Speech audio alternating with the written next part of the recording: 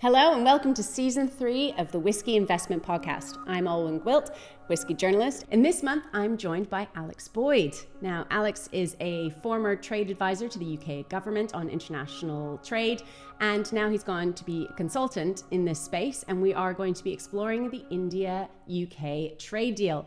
Now, why is that important? Well, as part of that trade deal, there were a lot of new aspects around whiskey. So we're going to delve into that and learn a little bit more about what that means both to the UK market and the India market, but also to the whiskey investor. Alex, welcome to the podcast.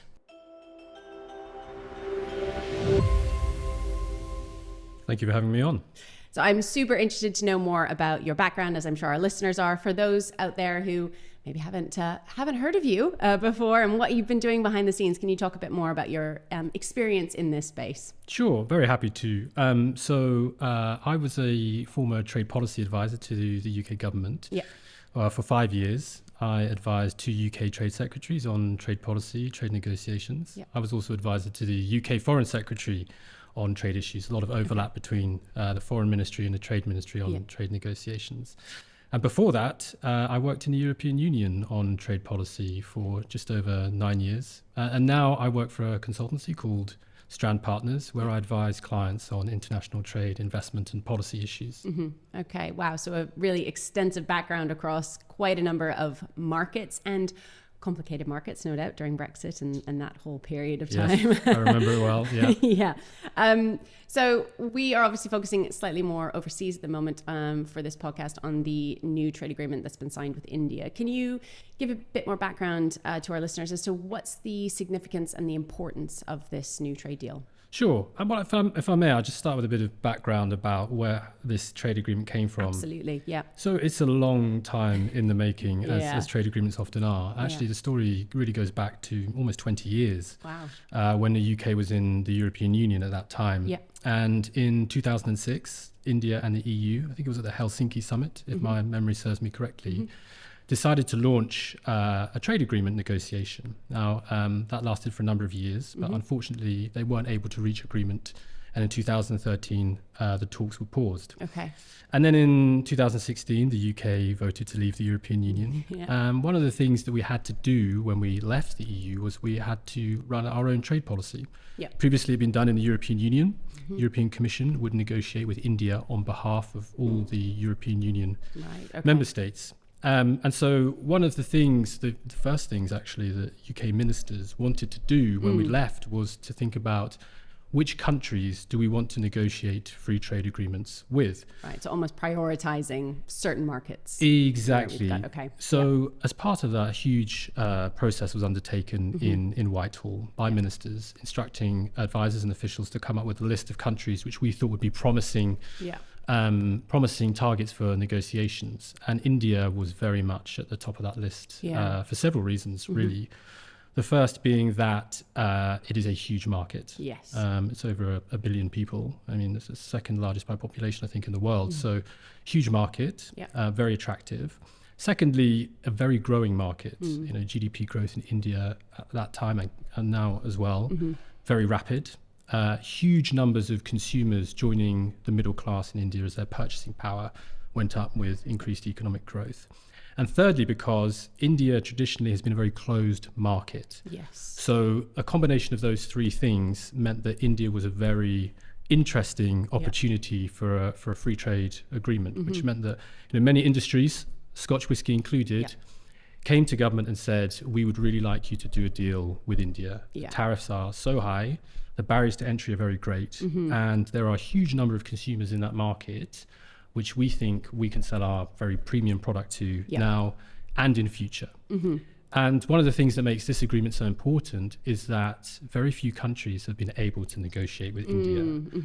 And that is for many reasons. The primary one being that India traditionally has a very closed market. Yes. The economic policy for a long time was what we call in the trade business protectionism, which means that they had huge barriers to protect their domestic industry. Right. And by that you mean so producing the products that they were making basically in-house, they were going to say, let's prioritize having these to our local domestic consumers. We're going to do everything ourselves and be self-sufficient effectively. Exactly. And part of that, of course, was India has a huge whiskey production industry. Absolutely, yeah. They produce vast amounts of whiskey. Now, it's not all premium product like Scotch, of course, but it's a country that drinks huge amounts of whiskey. And why, I think India is different as well, is that, traditionally our negotiators, when they went to other countries, most countries are beer drinking cultures, actually. And spirits is not necessarily a huge part of that. What makes India really interesting and why it was pursued was because they drink brown spirits and they drink huge amounts of whiskey.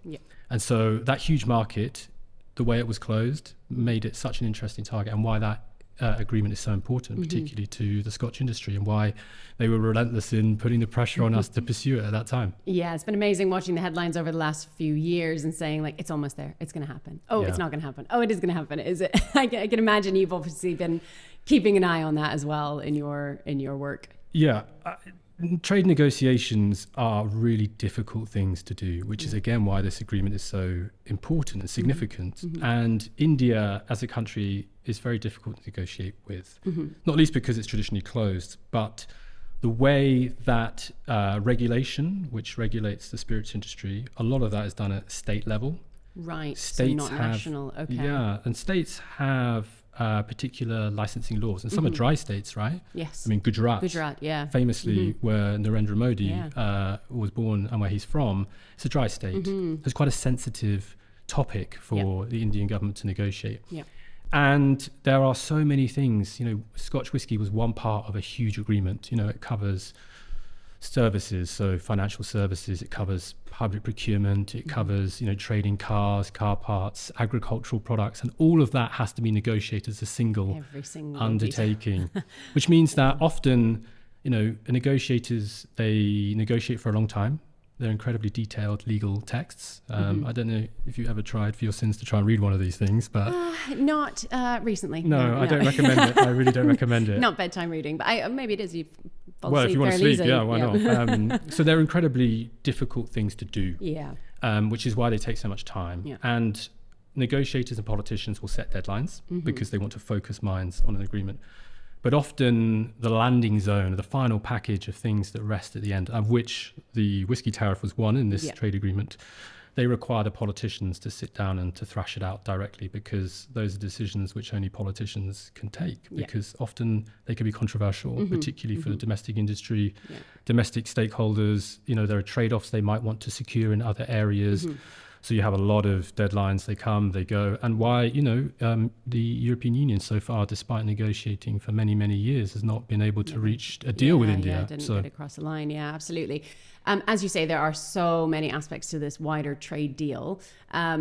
With the Scotch focus, it's obviously an interesting one where maybe, I don't know if our listeners necessarily know, but I mean, it was 150% tariffs. I mean, these are quite large tariffs that have generally existed. And despite that, as you say, Scotch and whiskey imported has still managed to be very popular there, alongside its domestically produced brown spirits. This is part of this trade deal. We're seeing it drop to 75%. So having effectively the trade tariffs, and then eventually down to 40% over the next 10 years. Now, as you say, this is one trade deal. Do you see that there's any risk that the goalpost might shift again if new governments get in place, or is once a trade deal kind of signed, sealed and delivered, it sticks with it? Well, that is always a danger. And, certain countries, I think at the moment, the United States would be the prime candidate. Things can chop and change very quickly depending on who's in charge, of course. And often getting a deal done, you have to sequence it with national elections, because there's always a danger that another government comes in and they want to do something totally different. And they say, I didn't sign this.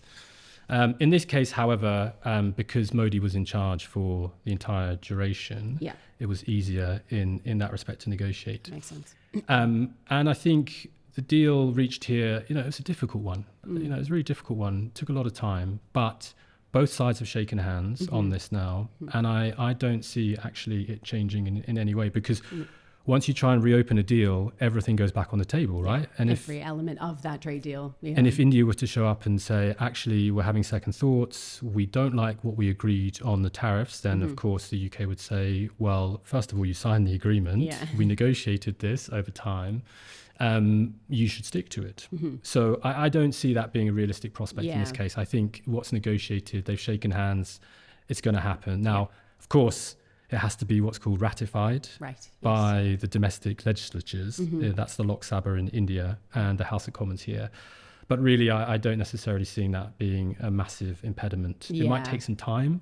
These things can take time before they enter into force after talks have concluded. But I think the deal is done now and they're going to stick to it. Do you think it goes far enough? 75% is still quite high. It is high. But I think, look, when I was in government, we came to an agreement internally on what we would try and pursue. Now, the industry will always say, we want zero tariffs. Of course, why wouldn't they? That has to be your starting position. And you go to a negotiation, you say, for us, zero tariff on whiskey, that's what we want, that's what we're going to leave with.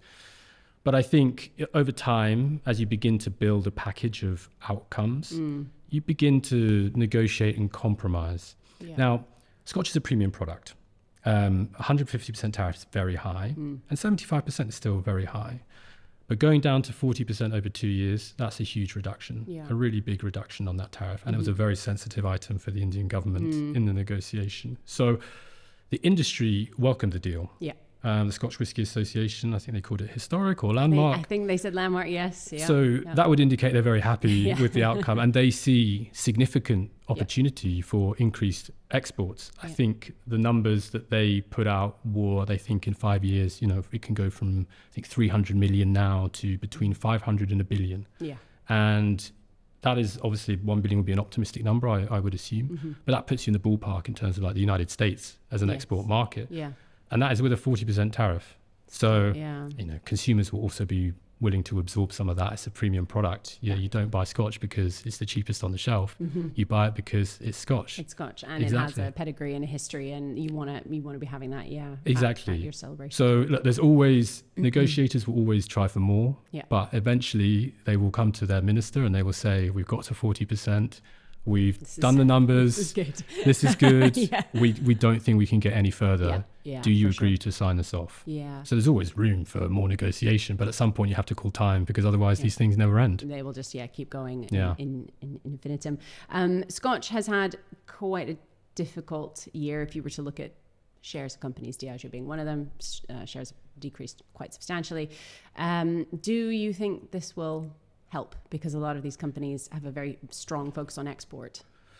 I think it's a difficult time for many spirits companies. I mean, many, by the way, they have lots of other products that are part of the portfolio. So I wouldn't say just Scotch to blame. Exactly. And in many ways these things are cyclical. They're linked to the economy, to how much money consumers have, right? And one of the things that consumers cut back on when times are tight is premium products. That Scotch is great. I'm sure lots of people enjoy drinking it, but would they say it was essential for their lives? Maybe not. I mean, I'm sure the industry would love it if it was. But I think it might not necessarily have a huge impact day one. But that's not really kind of what you're aiming for. I mean, first of all, Scotch takes time to produce. It's a 3-year maturation rule. So they'll need to ramp up production unless they've got sitting on large stocks.